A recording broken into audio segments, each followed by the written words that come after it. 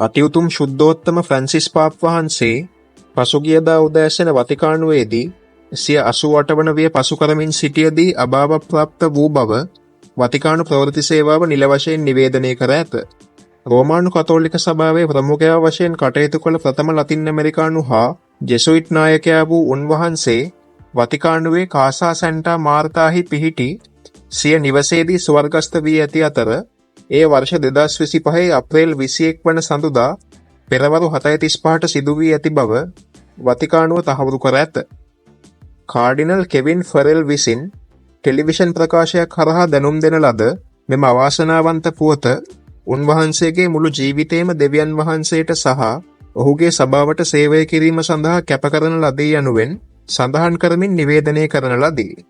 පාප් වහන්සේගේ අභාවය සිදු වූයේ උන්වහන්සේ ශාන්ත පීතර චතුරශ්‍රයේදී දහස් ගණන් භක්තිකයන්ට සුබ පාස්කුවක් වේවායයි ප්‍රාර්ථනා කර පැය 24කටත් වඩා අඩු කාලයකින් පසුවයි.